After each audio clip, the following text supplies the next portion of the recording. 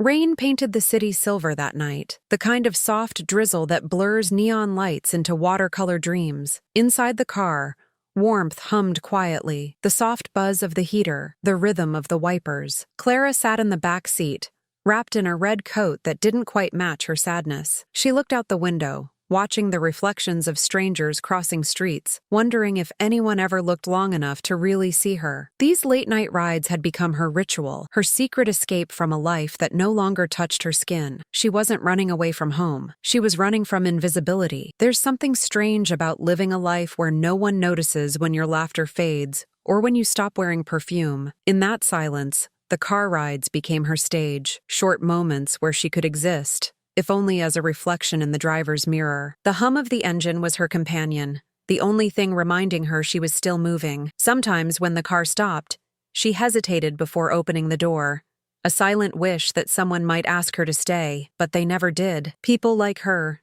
elegant and quiet, slip easily into the background. That night, though, as she reached for her purse, she paused. Her fingers brushed against a silk ribbon she'd kept for years, pale, delicate, like a forgotten whisper. Without thinking, she placed it on the seat, a trace of herself, left behind for someone else to find. The door clicked shut, and the sound seemed louder than it should have been, final, like a punctuation mark at the end of a quiet confession. The driver didn't notice at first. He simply drove off, unaware that something fragile now rested in the shadows of the back seat. Clara walked down the wet sidewalk, her heels tapping in rhythm with her heartbeat. She didn't look back. Maybe she couldn't. The ribbon had been a small rebellion, her way of saying, "I was here," without uttering a word. She passed a bakery just opening for the morning rush, the smell of bread cutting through the damp air. For a moment, it reminded her of Sunday mornings years ago, a kitchen full of sunlight, laughter, and a man whose voice she could no longer recall clearly. Memory, she thought, was cruel that way. It fades softly, like fog lifting from glass, until only shapes remain. Still, she smiled faintly, as if the ghost of that warmth might find her again. Back in the car, the driver finally saw it, that ribbon, glowing faintly in the streetlight. He picked it up, confused, turning it between his fingers. It smelled faintly of jasmine, the kind of scent that stays in your mind even after it's gone. Who would leave something like this? He didn't know, but somehow, the small piece of silk changed the air around him. It was no longer just another ride. It felt like a message, waiting to be understood. Clara reached her apartment just as dawn stretched pale light over the rooftops. The city looked softer in the morning, like a tired lover after a long night of secrets. She hung her red coat by the door, its fabric still damp from the rain, and stood for a moment in silence. There was a heaviness in her chest, but also a quiet relief. Leaving that ribbon behind felt like releasing a breath she'd been holding for years. Somewhere out there, someone might find it, hold it, maybe even wonder who she was. And that, for now, was enough. The apartment around her was neat, almost too neat. Everything in its place, framed photographs of moments that no longer belonged to her, books lined up like soldiers, untouched candles collecting dust. She walked past them all and sat by the window, watching people begin their day. She envied their purpose, their small routines. For her, nights had become the only time that felt alive. That was when she could reinvent herself. The mysterious passenger, the woman who left behind traces of silk instead of words. And somewhere, as the rain slowed to a whisper, another driver lifted that same ribbon into the morning light, wondering about the woman in the red coat. The story hadn't truly begun yet, but something delicate had been set in motion, like the first ripple in still water, moving outward, searching for meaning. And soon, someone would start looking for her. A week passed, and the city kept whispering her story through quiet corners of the internet. In driver forums and late-night message boards, people began trading stories about her. The mysterious passenger who left small, beautiful things behind. A silk ribbon here, a pressed flower there. No one knew her name, but everyone had an opinion. Some said she was lonely. Others said she was playing a game. But Daniel, a driver who read those threads on sleepless nights, didn't mock her. He felt something else, a tug of curiosity, mixed with an ache he couldn't quite name. Daniel was 35. And tired in a way that coffee couldn't fix. He'd been driving for years, chasing bills and silence, both of which seemed endless. His car was spotless, his playlists predictable, his night's routine. Yet when he read about her, something stirred. He imagined her sitting quietly in the back seat, lost in thought, watching the rain streak down the glass. The idea of her, whoever she was, made his world feel less mechanical. Every night after that, he drove slower, paying attention to faces, glances, gestures. He started wondering what kind of sadness made someone leave behind fragments of beauty like breadcrumbs. Maybe it wasn't sadness at all. Maybe it was longing, or defiance, or the pure human need to be noticed. Whatever it was, Daniel found himself hoping he'd be the next one to find her token. Not because he wanted fame among drivers, but because, deep down, he wanted to understand her. Rain returned that Friday night, soft and rhythmic. The kind that makes people nostalgic without knowing why. Daniel leaned against his car before his shift, watching the droplets form tiny constellations on the hood. He wondered where she might be tonight. The woman in the red coat, the ghost who left beauty in her wake. The thought followed him as he drove through the sleeping city, streetlights blurring into golden threads across the windshield. Every time a woman entered his car, his heart raced just a little, only to calm again when it wasn't her. Between rides, he scrolled through the forum posts, reading theories that grew wilder by the day. Someone claimed she was a writer collecting stories. Another swore she was mourning a lost love. But one comment caught him, a driver who said she looked sad, but peaceful, as if she carried a private world no one else could enter. Daniel closed the app and stared at the rain. He wondered what it felt like to have such mystery orbiting around you, to move through the world unseen, yet unforgettable. In moments like that, he thought about his own quiet life, the empty apartment, the half-finished meals, the stack of letters from his ex-wife he never answered. Maybe that's why he understood her without ever meeting her. Loneliness recognizes its reflection instantly. And while most people feared the dark, Daniel had started to see it as the only place where lost souls like his could glow. Somewhere in that darkness, he believed,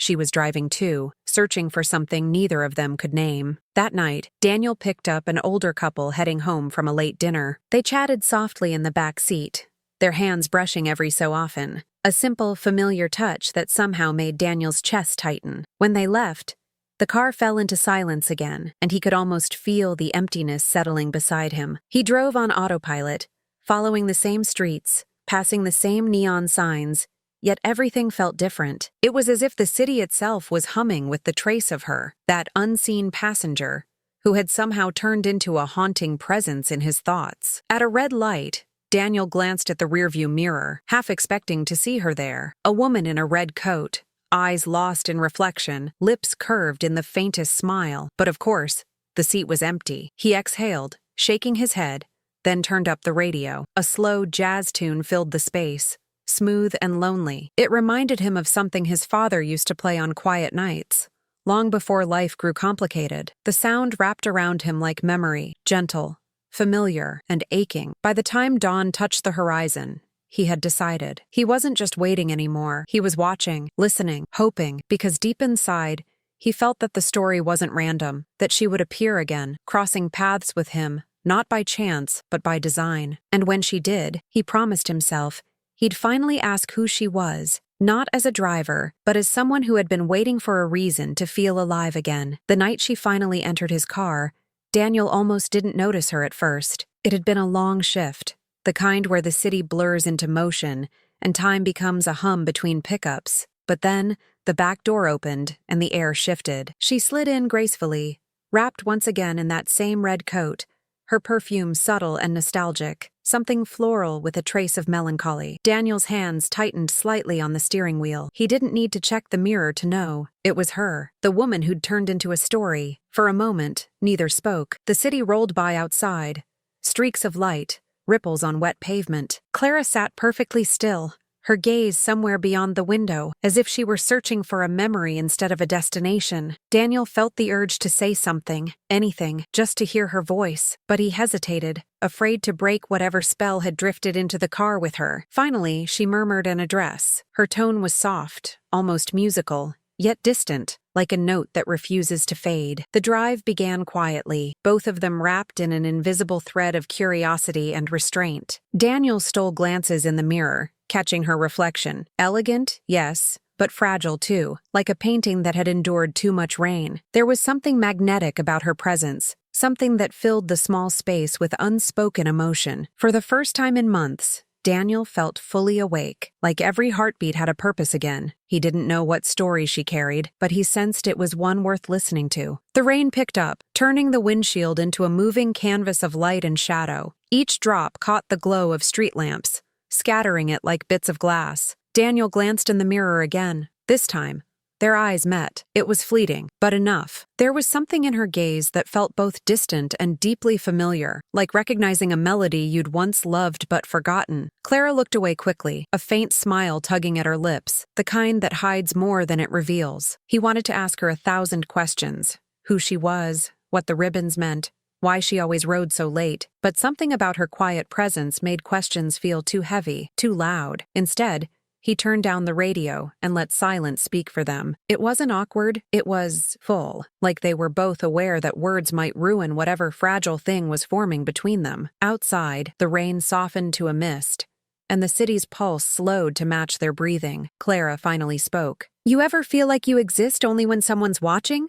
she asked softly, still staring at the window. Daniel's throat tightened. He didn't answer right away. "Yeah," he said finally, his voice low. "Every night." She turned to him then, studying his reflection in the mirror, as if she were trying to see the truth inside it. For a brief second, the world outside vanished, just two strangers suspended in the same silence, both searching for proof that they were real. When they arrived at her destination, Clara reached into her bag and pulled out a small token, a delicate charm, polished smooth by time, shaped like a teardrop. She placed it on the seat beside Daniel without a word, her fingers lingering for a heartbeat longer than necessary. Daniel picked it up carefully, feeling the weight of her intent. It wasn't just a gift, it was a bridge between them, a message he didn't fully understand yet, but felt compelled to honor. She opened the door, lingering as the cool night air brushed against her face. For a moment, Daniel wanted to ask her to stay, to break the spell of distance that had defined their connection until now, but he didn't. Some things, he realized,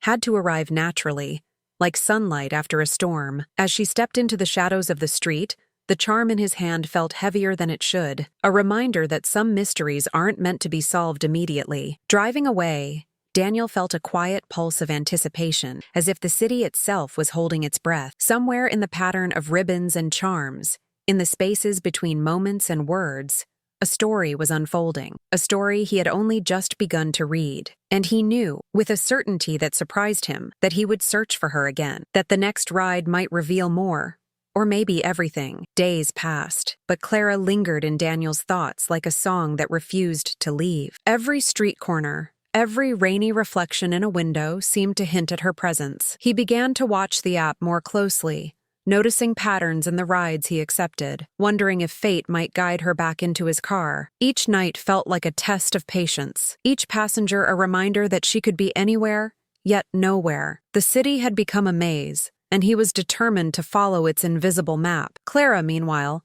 found herself thinking of him too, the driver who noticed the small things, who didn't rush the silence or fill it with meaningless chatter. For the first time in years, she questioned whether her game of leaving tokens, these delicate whispers of herself, could transform into something real. Could she reveal herself fully, without the safety of distance? Could she trust someone to understand the fragments she'd left behind? The questions pressed at her, soft but insistent. Both of them began tracing invisible threads, hers through gifts and memories, his through observation and intuition. Daniel noticed the locations of her tokens, the subtle hints embedded in each one. Clara watched for drivers who lingered, who seemed different from the rest. Each step, each glance, each small discovery built a connection neither had planned but both felt in their bones. A silent promise hung in the air. They were searching, and the search was beginning to define them. Daniel started mapping the clues she left behind, connecting streets, cafes, and quiet corners of the city. Each token seemed deliberate,